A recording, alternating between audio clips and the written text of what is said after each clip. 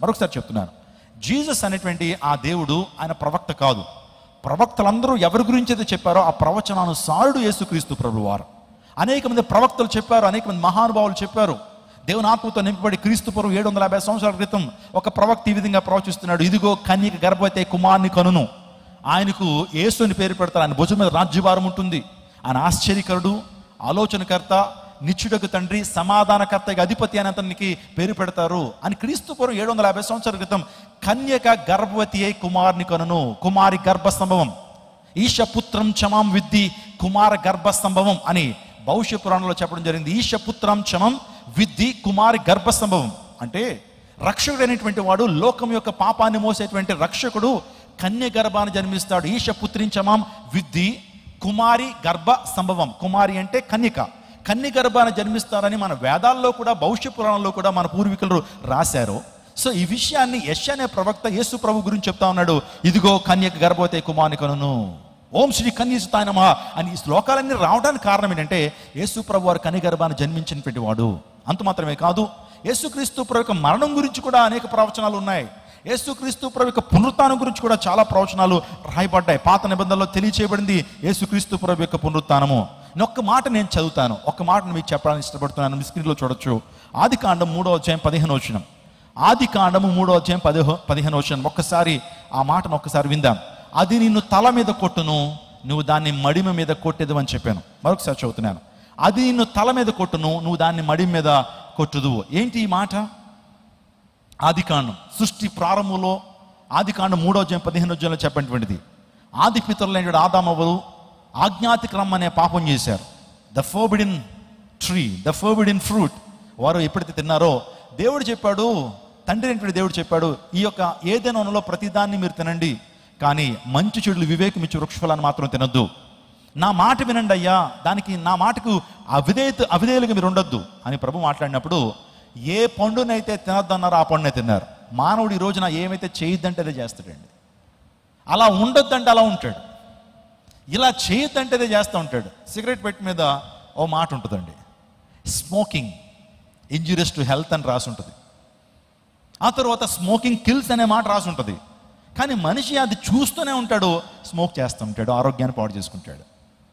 Smoking is injurious to health అని రాయబడుతుంది. అయినా సరే వద్దు అన్నటువంటి దాన్నే చూస్తూ చేస్తుంటాడు. మనిషి యొక్క నైజం అది. వద్దురా, అలా చేయొద్దురంటే మన కుర్రోడు అదే చేస్తాడు. మనిషి యొక్క టెండెన్సీ అది. ఆది పితరులైన ఆదామవ్వలు కూడా చేసింది అదే.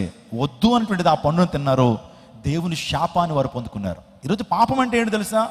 చాలామంది అక్రమం చేయటం, వ్యభిచారం చేయటం ఇవన్నీ అంటూ ఉంటారు కాదు. దేవుని లేఖనం చెప్తుంది forbidden are sins of commission and sins of omission. దేవుడు ఏదైతే చేయొద్దు అన్నాడో దాన్ని చేయటం పాపం, దేవుడైతే చేయొద్దు అన్నాడో దాన్ని చేయటం పాపము. వారు చేసింది అదే. ఎప్పుడైతే దేవుని శాపానికి గురయ్యారు, soon after you have that fruit you will be die for sure, నువ్వు ఆ పండు తినదు నిత్యముగా చచ్చదు అని ప్రభు చెప్పాడు. వారు ఆ పండు తిన్నారు, ఆత్మీయంగా వారు చనిపోయారు. అప్పుడు దేవుని శాపానికి వారు గురయ్యారు. వారిని ప్రవోక్ చేసింది ఎవరంటే ఆ సర్పము వారిని ప్రవోక్ చేసింది. సర్పము వారిని మోసగించింది కాబట్టి, కుయుక్తి కలిగి ఆ సర్పం మోసగించింది కాబట్టి దేవుడు సర్పాన్ని శపించాడు, స్త్రీని శపించాడు, ఆ తర్వాత మానవుని కూడా, పురుషుని కూడా శపించాడు. నువ్వు కష్టపడి నువ్వు ఏం చేయాలా? నీ కుటుంబాన్ని పోషించాలి. నేలను దున్ని నువ్వేం చేయాలా? దున్ని నీ కుటుంబాన్ని, నీ పొట్టను పోషించుకోవాలన్నాడు. స్త్రీకి ఇచ్చిన శాపం ఏంటి తెలుసా? నువ్వు గర్భవతి అయినప్పుడు ఆ ప్రసవ వేదన పడతావు అని అన్నాడు. భూమిని శపించాడు, సర్పాన్ని కూడా శపించాడు. ఇక్కడి నుంచి నువ్వు నేలను పాకుతావు అని చెప్పి సర్పాన్ని శపించాడు. అక్కడ అంటున్నాడు, ఒకసారి ఆ యొక్క మాటను ఒకసారి చూపించండి. అది నిన్ను తల మీద కొట్టును, నువ్వు దాన్ని మడి మీద కొట్టుదువు. అది నిన్ను తల మీద కొట్టును అంటే ఆలోచన చేయండి, నువ్వు దాన్ని మడి మీద కొట్టుదువు. ఎవరితో చెప్తున్నాడు? సర్పంతో చెప్తున్నాడు. సాతానికి దేవాదేవుడు శాపాన్ని ఇస్తున్నాడు. యేసుక్రీస్తు ప్రభువుని నువ్వు ఎక్కడ కొడతావంటే కాళ్ళ మీద కొడతావు, కానీ అది నిన్ను తల మీద. స్త్రీ సంతానం, యేసుక్రీస్తు ప్రభు స్త్రీ సంతానం అండి. మీకు అర్థం కాకపోవచ్చు, మనందరం కూడా స్త్రీ సంతానమే కదండి, మనందరం కూడా స్త్రీ నుంచి వచ్చాం కదా అని అంటారు. లేదండి, మీరు ఎప్పుడైనా చెప్పాలంటే తండ్రిని చెప్తారు. సో నేను నా గురించి చెప్పాలంటే విజయ్ కుమార్ గారి కుమారుడు అంటారు. దేవుని లేఖనం కూడా అబ్రహాం ఇస్సాకును కన్నా, ఇస్సాకును యాకోబును కన్నా, యాకోబు ఏమండి వీళ్ళని కన్నట్టు ఉంటుంది. ఏంటి పురుషులు కన్నారా? ఆలోచించండి. ఎప్పుడన్నా వంశం గురించి చెప్తున్నప్పుడు తండ్రి పేరు చెప్తారు. మనందరూ కూడా తండ్రిలోంచి వచ్చినటువంటి వారము. మనందరూ కూడా పురుషుల నుంచి వచ్చినటువంటి వారం. ఈ లోక చరిత్రలో స్త్రీ యొక్క సంతానం ఎవరంటే యేసు ప్రభువు వారు ఒక్కరే. అంటే ఆయనకి పురుషుని యొక్క ప్రమేయం ద్వారా ఆయన ఈ లోకంలోకి రాలా, పరిశుద్ధాత్మ శక్తి ద్వారా ఆయన వచ్చాడు కాబట్టి స్త్రీ సంతానం. ఇప్పుడు శాపం చూడండి, అది నిన్ను మడి మీద కొట్టును, సో నీవు తన్ని ఎక్కడ కొడతావు అన్నాడు, తల మీద కొడతావు. సాతానుడు ఈరోజున యేసుక్రీస్తు ప్రభువుని శిలువ మీద మడి మీద కొట్టాడు, కానీ పునరుత్థాన దినంలో యేసు ప్రభువు సాతాను యొక్క తలను చిత్త కొట్టాడు. హల్లెలూయా, దట్స్ ద ప్రాఫెసీ. అది ప్రాఫెసీ అండి. ఆలోచన చేయండి, యేసుక్రీస్తు ప్రభువారు చాలా సందర్భాల్లో పాత నిబంధన కాలంలో చాలా ప్రవచనాలు చెప్పబడ్డాయి. ఇంకో మాటలు చెప్పాలంటే యోబు అనేటువంటి ఒక దైవజనుడు క్రీస్తు పూర్వం సుమారుగా 2000 సంవత్సరాల క్రితం చెప్తున్న మాట, నా విమోచకుడు సజీవుడు. ఈ మాట చూస్తున్నారు కదా, నా విమోచకుడు సజీవుడు. My redeemer is alive. నా విమోచకుడు సజీవుడు. అవును, మనల్ని విమోచించేటువంటి దేవాది దేవుడు, పాపము నుంచి, శాపము నుంచి, అంధకార శక్తుల నుంచి, బంధకాల నుంచి విడుదల చేసేటువంటి విమోచకుడు ఆయన సజీవుడని యోబు ద్వారా మనం చూస్తా ఉన్నాం. ఆ తర్వాత కీర్తనలు 16 కీర్తన 9-10 వచనాల్లో ఇక్కడ ఒక ప్రవచనం చూస్తున్నాం. నీవు నా ఆత్మను పాతాళంలో విడిచిపెట్టవు. నువ్వు నా ఆత్మను పాతాళంలో విడిచిపెట్టవు అంటే యేసు ప్రభువు పునరుత్థానం గురించి ఇక్కడ మనం చూస్తున్నాం. కీర్తనలు 73 కీర్తన 24 వచనంలో మహిమలో నీవు నన్ను చేర్చుకొందువు. ఈ మాటలన్నీ కూడా క్రీస్తు పూర్వం కొన్ని వేల సంవత్సరాలు చెప్పిన మాటలు, అవన్నీ కూడా నెరవేర్చబడుతున్నాయి. I'm concluding my message. నా సందేశాన్ని ముగిస్తున్నాను. పునరుత్థానం గురించి యేసు ప్రభు వారు ఏం తెలియజేశాడు? యేసు ప్రభు వారు ఆయన ఈ లోకంలో ఉన్నప్పుడు 33 సంవత్సరాలు ఆయన జీవించినప్పుడు ఆయన పునరుత్థానం గురించి ఏమైనా మాట్లాడా? Did he speak anything about resurrection? ఆయన పునరుత్థానం గురించి ఏమైనా మాట్లాడంటే ఆయన మాట్లాడిన విషయాన్ని ఒకసారి జ్ఞాపకం చేస్తున్నాను. యోహాను సువార్త 2వ అధ్యాయం 19వ వచనంలో 3 దినముల్లో దాన్ని లేపుదునని చెప్పాను. ఈ మాట ప్రభు చెప్పారండి. ఆయన బ్రతుకున్న దినాల్లో ఈ దేవాలయాన్ని పడగొట్టండి, దాన్ని 3 రోజులు తిరిగి కడతానన్నాడు. ఏంటి ఆ దేవాలయం?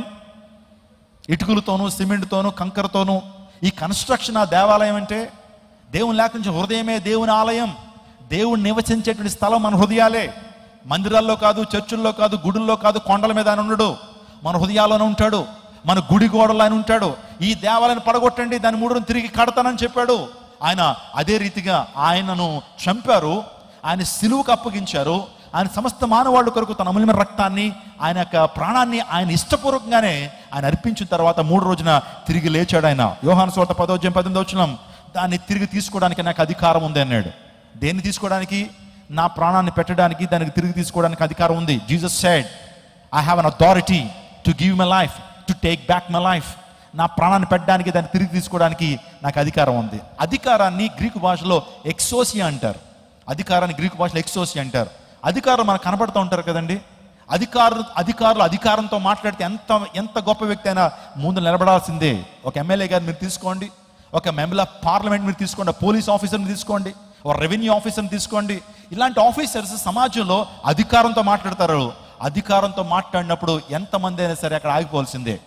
మనం బెంచ్ సర్కిల్లోకి వెళ్తే ఏమండి, ఎంత పెద్ద క్యాన్వా అయినా సరే ఒక ఆయన నిలబడి స్టాప్ అంటే ఆగిపోవాల్సిందే కదా. ఎవరైనా కానిస్టేబుల్ గారు, పోలీస్ కానిస్టేబుల్, ట్రాఫిక్ ఎస్ఐ గారు నిలబడి స్టాప్ అన్నాడంటే ఆగిపోవాల్సిందే. ఎవరైనా ఆగిపోవాల్సిందే. నువ్వు నేను వెళ్ళి నిలబడి స్టాప్ అంటే మనకు ఎవరన్నా మాట వింటారండి? ఈ రోజున మీటింగ్ అయిపోగానే వెళ్ళి బెంచ్ సర్కిల్లోకి వెళ్ళి స్టాప్ అని చెప్పండి, 4 రోజుల కోడల్లోకి వెళ్ళి స్టాప్ అంటే ఎవరిని పట్టించుకోరు, తోసుకుంటూ వెళ్ళిపోతారు. కానీ అదే ఒక ట్రాఫిక్ పోలీస్ నిలబడి స్టాప్ అంటే ఆగిపోతారు. ఏంటి? What makes the difference? ఏంటి కారణం? ఆయనకు అధికారం ఉంది, మనకు అధికారం లేదు. అధికారంతో మాట్లాడితే మొత్తం రాష్ట్రం అంతా ఏమవ్వాలి? ఏమంటే కదలాల్సిందే. That's the power of authority. ఈరోజు యేసు ప్రభు వారు కూడా ఈయన సర్వాధికారంగా దేవుడు అయి ఉండి నిరంతరము స్తోత్రార్హుడై ఉన్నాడు. వేటి మీద నాకు అధికారం ఉంది?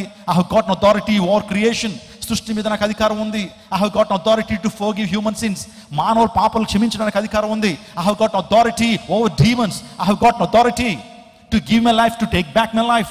నా ప్రాణాన్ని పెట్టడానికి, దానికి తిరిగి తీసుకోవడానికి నాకు అధికారం ఉంది. యేసు ప్రభు వారిని ఏ ఒక్కరు చంపలేదండి.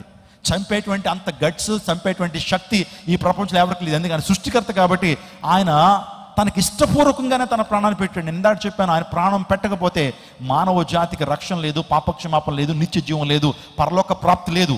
అందుని బట్టి ఒక ప్రణాళికాబద్ధంగా ఆయన ఈ లోకానికి వచ్చి మనందరి కొరకు తన అమూల్యమైన రక్తాన్ని ఆయన కార్చారు. తన శిష్యుడు ఒక రోజు అంటాడు, ప్రభువా ఆ మరణం నీకు దూరం అగును గాక అంటే ప్రభు మెచ్చుకోలేదు. ఆ మరణం నాకు రావాల్సిందే, ఆ మరణించకపోతే మీకు పాపక్షమాపణ లేదు, సాతానా నా వెనుకకు పొమ్ము అంటాడు. పేతురు ఎప్పుడైతే అన్నాడు ఆ మరణం నీకు దూరం అవ్వను గాక అంటే శబాషన్లా, పేతురు, నీతో మాట్లాడిస్తుంది సాతానే అయ్యా, అపవాది నీతో మాట్లాడిస్తున్నాడు. నేను మరణించకపోతే మానవాళ్ళకి ఏమీ లేదు, మానవాళికి పాపక్షమాపణ లేదు.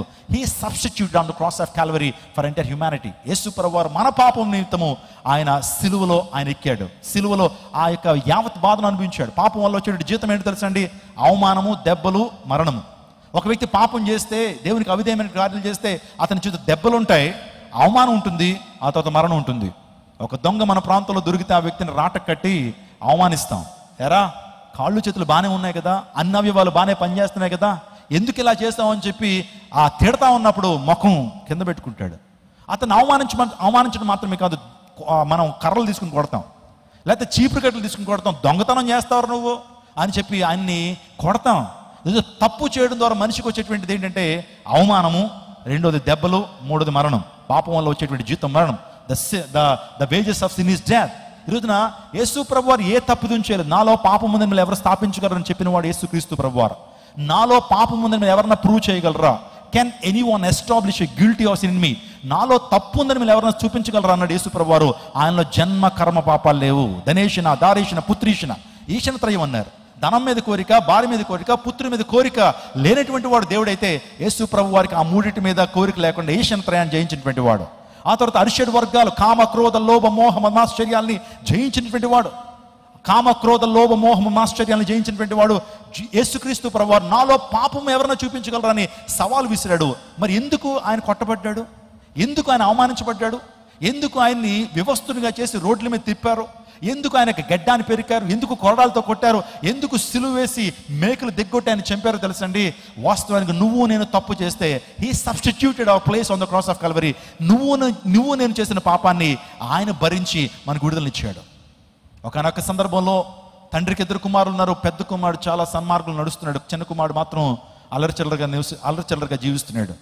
ఆ వ్యక్తి ఆ అలవాట్లకి అలవాటు అయిపోయాడు, బానిస అయిపోయాడు. మద్యపానానికి, ధూమపానానికి, భయంకరమైన పాప జీవితానికి అలవాటు పడిపోతే ఒకరోజు వాటిని నెరవేర్చుకోవాలి, ఆ వ్యసనాలు తీర్చుకోవాలనే ఉద్దేశంతో దొంగతనాలు చేయడం మొదలుపెట్టాడు. ఒకరోజు ఒక పెళ్లి బృందం వెళ్ళిపోతుంటే దాన్ని అతకాయించి వారి దగ్గర బంగారాన్ని లాక్కోవాలని, బంగారాన్ని అపహరించాలని ప్రయత్నం చేసినప్పుడు ఒక 4-5 అతని మీద తిరుగుబాటు చేశారు. ఆటంకపరచడానికి ప్రయత్నం చేస్తే తన దగ్గర కత్తి తీసుకుని పొడి చేశాడు. 2-3 చచ్చిపోయారు. చనిపోయిన తర్వాత వాళ్ళందరూ కూడా ఈ వ్యక్తిని పరిగెట్టిస్తున్నారు.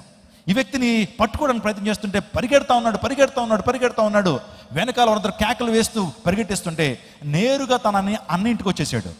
వచ్చేసి అన్నయ్య తలుపులు తీ అంటుంటే అన్నయ్య ఒక్కసారిగా తలుపులు తీసేటప్పటికి ఆ తమ్ముడు మంచి పొజిషన్లో లేడండి. తన యొక్క శరీరం అంతా కూడా, తన బట్టలన్నీ కూడా రక్తంతో ఉన్నాయి. ఏం జరిగిందిరా అంటే లోపలికి రా అని ఎప్పుడైతే లోపల రమ్మని, అన్నా ఇలా చేసేసానన్నా, నా వెనకాల పోలీసు వారు వస్తున్నారు, నా వెనకాల మనుషులు వచ్చి నన్ను చంపేయడానికి వస్తున్నారు అని ఎప్పుడైతే చెప్పగానే అన్న ప్రేమ కలిగినటువంటి వాడు, తమ్ముడి మీద చాలా ప్రేమ కలిగినటువంటి వాడు అన్నాడు, నీ బట్టలు తీసారన్నాడు.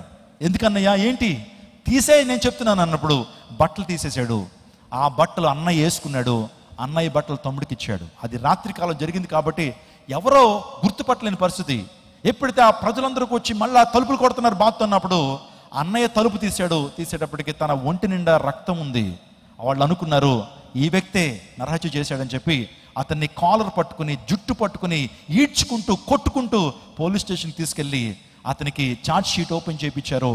కొట్టారు, భయంకరంగా హింసించారు, భయంకరంగా అతన్ని బాధించి అతనికి మరణశిక్ష వేయించేశారు. ఆలోచన చేయండి, ఆ మరణశిక్షను ఆ వ్యక్తి అనుభవించి ఆ వ్యక్తి చనిపోయాడండి. ఏ తప్పిదం చెందిన అన్న చచ్చిపోయాడు. ఎందుకు తెలుసా? తమ్ముడిని విడిపించడం కొరకు ప్రేమతో ఆ త్యాగం చేశాడు. ఇది ప్రేమ. ఒక అన్న తన తమ్ముడి మీద చూపించిన ప్రేమలో త్యాగం ఉంటుంది, ప్రేమలో నిజంగా ప్రాణం పెట్టేటువంటి స్వభావం ఉంటుంది. ఈరోజు నేను ఇంటికి మాట చెప్పాను తెలుసా? జీసస్ కూడా అదే చేశారు. వాస్తవానికి తప్పు చేస్తుంది మనం, పాపం చేస్తుంది మనము, తప్పుడుగా ఆలోచిస్తుంది మనము, తప్పుడు కార్యాలు చేస్తుంది మనం. కానీ మనకు శిక్ష రావాలి. పాపానికి వచ్చేటువంటి జీతం మరణం. ఉదయాన్నే అందరూ పెట్టి ఉదయాన్నే సంధ్యావందనం చెప్తూ పాపోహం పాపకర్మ పాపాత్మ పాప సంభవామి త్రాహిమాం యుగే యుగే అన్నిదాస్తరము నాస్తి తుమామ శరణు మమ ఓం శాంతి అని నా తల్లి, నా పూర్వీకులు ప్రతిరోజు సంధ్యావందనం చెప్తూ ఈ శ్లోకాన్ని చెప్పేటువంటి వారు. దాని అర్థం ఏంటి తెలుసా?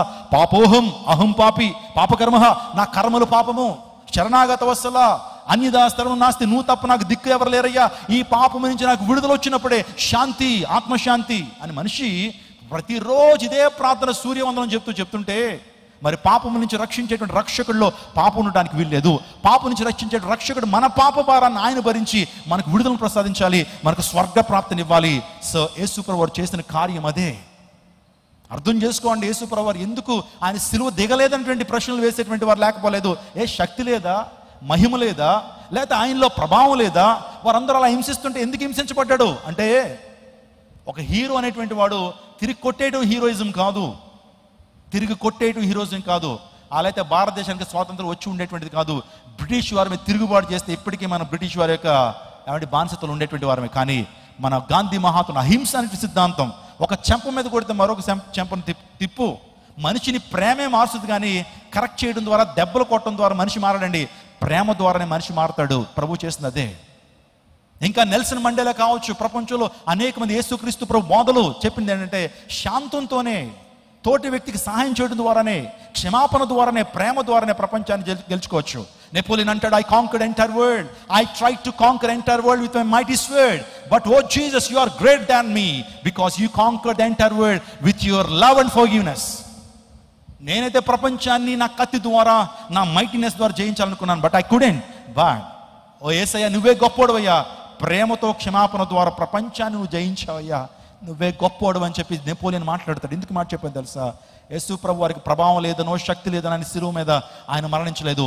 నువ్వు నేను చేసిన పాపాల నిమిత్తం మనస్థానాన్ని తీసుకుని మనకు విడుదల, మనకు రక్షణ భాగ్యాన్ని కలుగు చేశాడు. మీరు కావాలంటే ఫిలాసఫీ చదవండి, అనేక వేదాలు చదవండి, ఉపనిషత్తులు చదవండి, ఖురాన్ చదవండి. వీటిలన్నీ కూడా అటాన్మెంట్, బలియాగం గురించి రాయబడుతుంది.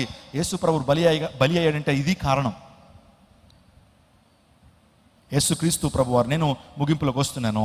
ఈరోజు పునరుత్థానం దాన్ని తీసుకోవడానికి అధికారం, I have got authority to give my life. నా ప్రాణం పెట్టడానికి నాకు అధికారం ఉంది, దాన్ని తిరిగి తీసుకోవడానికి అధికారం ఉందని చెప్పి యేసు ప్రభు వారు 3 రోజులు తిరిగి లేచాడు. నేను ఈ యొక్క విషయాన్ని చెప్పి నేను ముగించేస్తాను. మన మధ్యలో చాలామంది ప్రజాపరిపాలకులు ఉన్నారు. I want respect them, I want honour them. వారిని ఆనర్ చేయడానికి ఇష్టపడుతున్నాను. ఇది పునరుత్థానము ఏం చేస్తుంది? యేసు ప్రభు ఎందుకు పునరుత్థానుడు అయ్యాడంటే, మొదటి రీజన్ ఏంటంటే, సమస్త భయాల నుంచి మనకు విడుదలను పునరుత్థానం ప్రసాదిస్తుంది. చూడండి ఒకసారి, సమస్త భయాల నుంచి మనకు విడుదలను ఇస్తుంది. ప్రపంచంలో అంట మేజర్గా 353 రకాల భయాలు ఉన్నాయి. There are 353 phobias. ఒక్కొక్కరికి ఒకలాంటి భయం ఉంటుంది.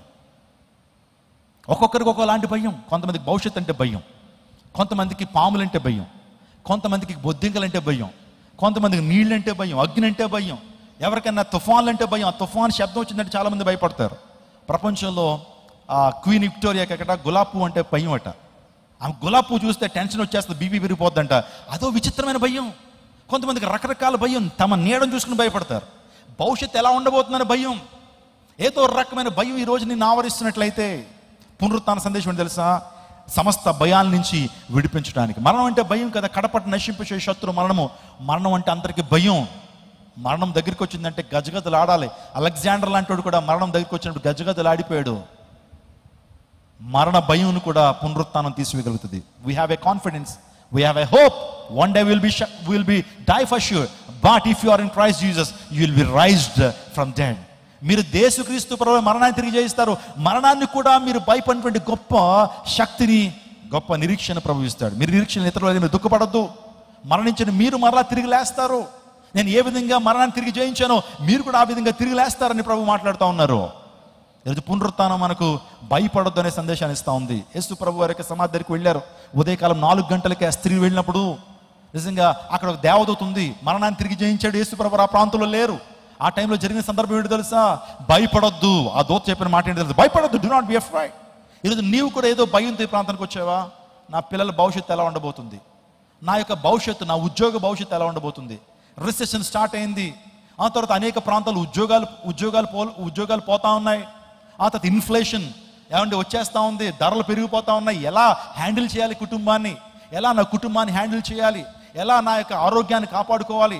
అనేక మరణ వార్తలు మనం వింటా ఉన్నాం. మనకంటే యంగర్ పీపుల్, మనకంటే తక్కువ వయసు ఉన్నటువంటి వారే గుండె నొప్పులతో చనిపోతా ఉన్నారు. న్యా పరిస్థితి ఏంటి అంటే ఆలోచన మనకు కలుగుతా ఉంది. కొన్ని సందర్భాల్లో రాత్రంతా నిద్ర పట్టట్లేదు. మనకి భయం భయం భయం భయం భయం, ఏదో రకమైన భయంతో ఈ ప్రాంతానికి వచ్చావా? ఈరోజు దేవుడు నీకు అభయిస్తున్నాడు. Do not be afraid, don't be afraid. మీకు శుభము కలుగును గాక. అందరూ ఆమేన్ చెప్పండి. హృదయపూర్వకంగా అనుకోండి, మీకు శుభము కలుగును గాక. నువ్వు ఏదైతే కార్యాన్ని తలపెట్టావో ఆ కార్యంలో దేవుడు నీకు సఫలతనివ్వబోతున్నాడు. హల్లెలూయా. దేవుడు ఏదైతే కార్యాన్ని తలపెట్టి ఈ ప్రాంతానికి వచ్చావో యేసుక్రీస్తు ప్రభువు ఈ పునరుత్థాన దినాన నీకు శుభం కలుగు చేయబోతున్నాడు. ఆమేన్. ఒక ప్రణాళిక కలిగి నీ ప్రాంతానికి వచ్చావు. ఉద్యోగ విషయంలో ప్రణాళిక కలిగి వచ్చావు. వివాహం జరగాలి నీ ప్రాంతానికి వచ్చావు. నీ జీవితంలో రోగాల నుంచి విడుదల పొందాలని వచ్చావు. కోర్టు సమస్య నుంచి విడుదల పొందాలని వచ్చావు. ఒక టాస్క్ నా జీవితంలో కంప్లీట్ అవ్వాలని నీ ప్రాంతానికి వచ్చావు. ఒక పని సఫలం అవ్వాలని నీ ప్రాంతానికి వచ్చావు. దేవుడు ఈ రోజు నీకు ఇస్తున్న వాగ్దానము, నీ పని సఫలమగును గాక, నీకు శుభము కలుగును గాక. Do not be afraid. Do not be afraid. దేవుని విశ్వాసం ఉంచు. విశ్వాసం ఉంచితే, నువ్వు నమ్మితే దేవుని మహిమ చూస్తావు. If you believe will see God's glory tonight. If you believe will see God's glory this morning. నువ్వు నమ్మితే దేవుని మహిమ చూస్తావు. సో పునరుత్థానం మన జీవితాల్లో సమస్త భయాల నుంచి విడుదల చేస్తుంది. రెండోదిగా, పునరుత్థానము దుఃఖమును సంతోషంగా మారుస్తుందండి. యేసు ప్రభువు ఎందుకు మరణాన్ని తిరిగి జయించాడంటే, దుఃఖముతో ఉంటున్న మనల్ని సంతోషభరితులుగా చేయడానికి యేసు ప్రభువు ఈ లోకానికి వచ్చారు. ప్రతి ఒక్కరి జీవితంలో వేదన ఉందండి. ఈరోజు అనేక మంది కోటీశ్వరుల జీవితంలో చాలా సంతోషంగా ఉన్నారని మీరు అనుకుంటే గారు పొరపాట్లు ఉన్నారు. అనేక మంది జీవితాల్లో వేదన ఉంది. అనేక మంది జీవితాల్లో కన్నీరు ఉంది. నేను హైదరాబాద్లో ఒక ప్రాంతానికి వెళ్ళిన తర్వాత అక్కడ ఆ కుటుంబాన్ని ఆహ్వానించారు. చాలా సంపన్నమైన కుటుంబం అండి వారిది. నిజంగా ఇంటి బయట ఉన్నటువంటి కార్లను చూస్తేనే నాకు ఆశ్చర్యం కలిగి, కొన్ని కోట్ల రూపాయల కార్లు అవి. ఇంట్లోకి వెళ్తే మొత్తం ఫర్నిచర్ చూస్తూ ఉంటే ఆశ్చర్యపోయాను. ఎంత ధనవంతులు అని అనుకున్నాను. కింద కూర్చోపెట్టారు సోఫాలో. పైనుంచి ఒక స్త్రీ ఆ ఇంటి ఇల్లాలు దిగి వస్తూ ఉంది. మెడ తిరగని బంగారం ఉందండి. మెడతో ఇలా తిప్పలేకపోతుంది ఆమె, ఎందుకంటే మెడ తిరగని బంగారం ఉంది ఆమెకి. సో కిందకు వచ్చిన తర్వాత ఆమె చెప్తా ఉంది, నేను కొన్ని మాటలు బైబిల్ గ్రంథంలో చెప్పాను, ప్రార్థన చేస్తానని చెప్పాను. ప్రార్థన చేసే ముందు ఒక ప్రశ్న, let me ask a question my dear sister. Do you have piece with in your heart? నీ హృదయంలో నిజంగా మీకు శాంతి ఉన్నదా?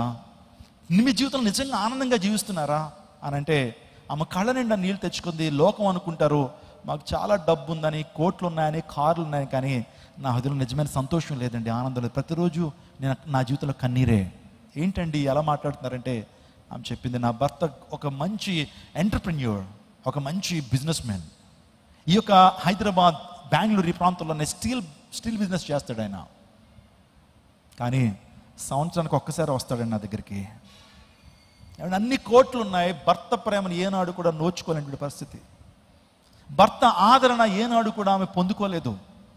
డబ్బు అయితే ఉంది, బంగారం అయితే ఉంది, వెండి అయితే ఉంది. ఏమంటే పిలిస్తే 10 మంది పనులు వస్తారు, కానీ తన జీవితంలో నిజమైన ఆనందం లేదు ఆమెకి. కట్నం ఇచ్చి పెళ్లి చేశారట కుమార్తెకి, కొన్ని కోట్ల రూపాయలు కట్నం ఇచ్చి. ఆ కూతురు సంసారం కూడా బాగాలేదట. అల్లుడు యొక్క ప్రవర్తన సరిగ్గా బాగోదు. రోజు వరకట్నం కొరకే వారు ఆశిస్తారు. నా కూతురు సంసారం బాగాలేదండి, ఆమె కూడా ఇలా నా పరిస్థితుల్లోనే ఉంది అని ఆమె చెప్తా ఉంది. మా ఇద్దరు సంసారాలు బాగాలేదని చెప్పుకుంటూ, నాకు ఒకే ఒక కుమారుడు ఉన్నాడు, వాడు సాయంకాలం అయ్యేటప్పటికి డబ్బులు జేబులో వేసుకుని వెళ్తాడు, కొంతమంది స్నేహితులను తీసుకువెళ్తాడు. హైదరాబాద్, బెంగళూరు అనేక ప్రాంతాలు, అనేక డిస్కోటెక్లకి, పబ్స్కి తిరిగి రోజుకు ఒక పోలీస్ కేసు నా ఇంటికి తీసుకొస్తాడు.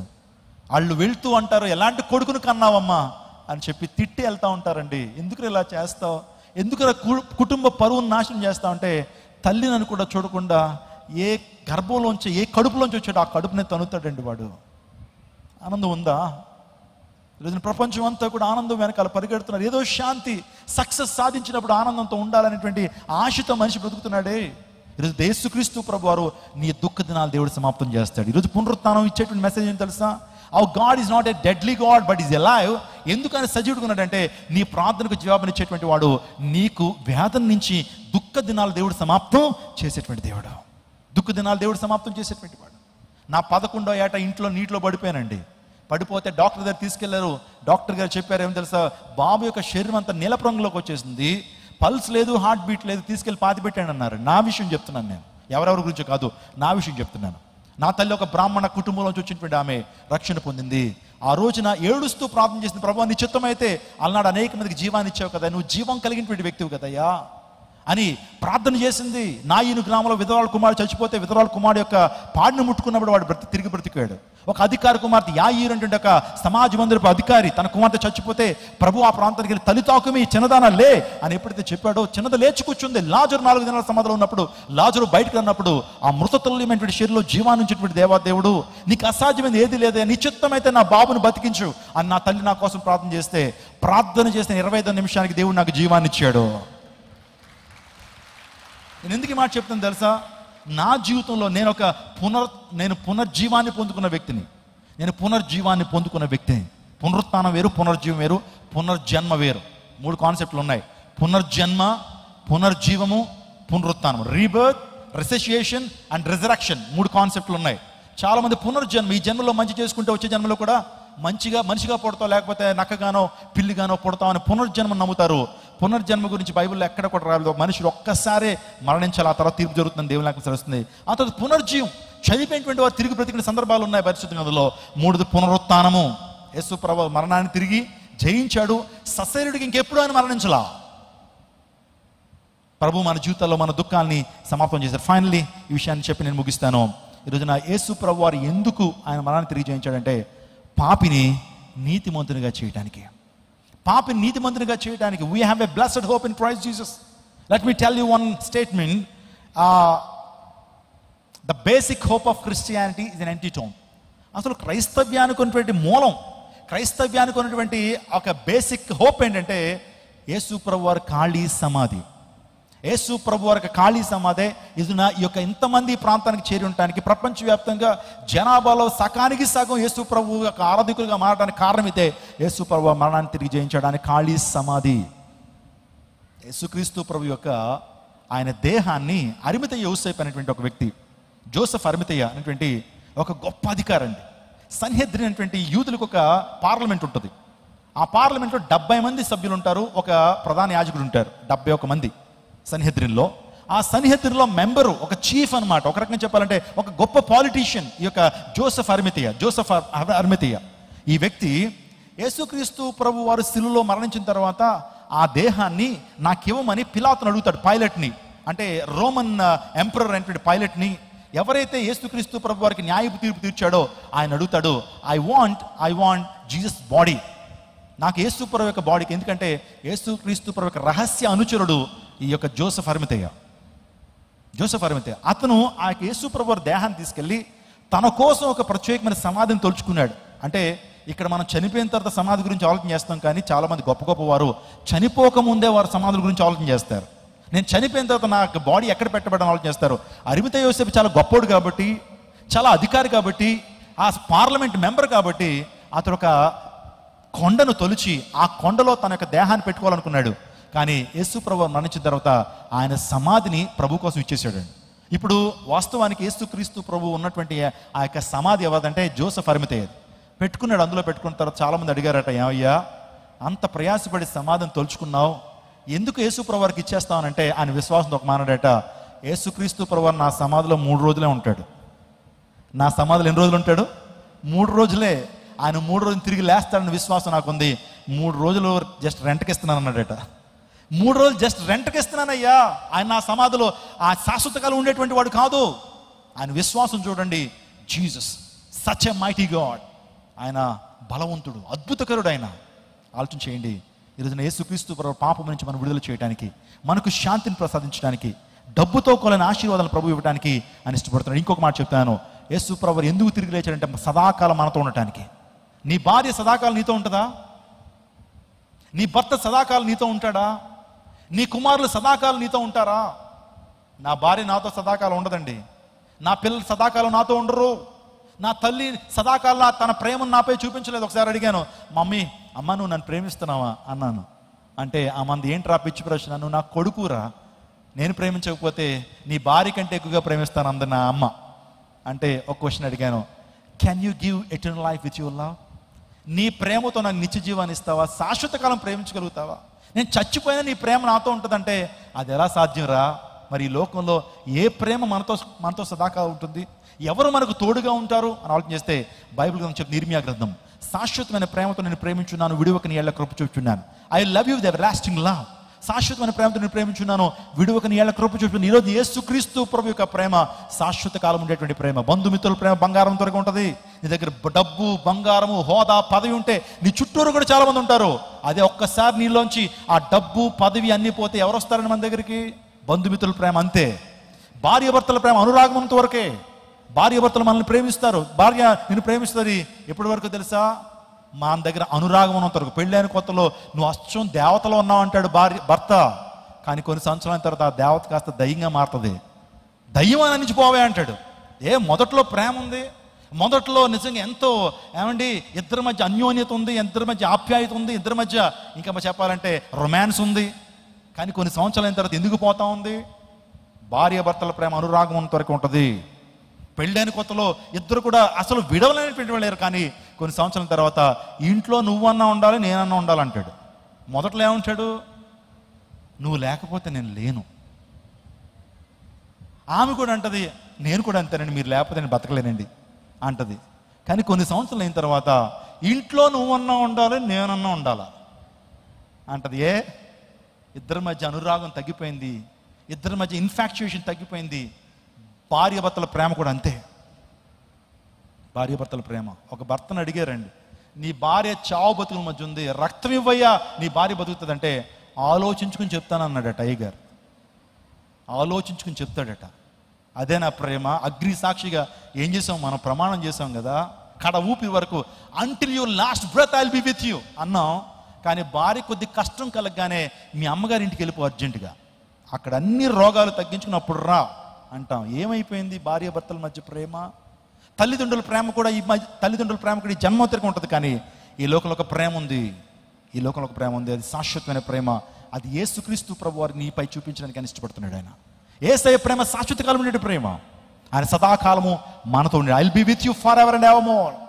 నీతో సదాకాలం యుగ సమాప్తి వరకు నేను తోడుగా ఉంటానని ప్రభు వాగ్దానం చేశాడు. అందుని బట్టి యేసు ప్రభు వారు మరణాన్ని తిరిగి చేయించాడు. ఒకసారి గట్టిగా చప్పలు కొడుతూ దేవుని మహిమపడదాం.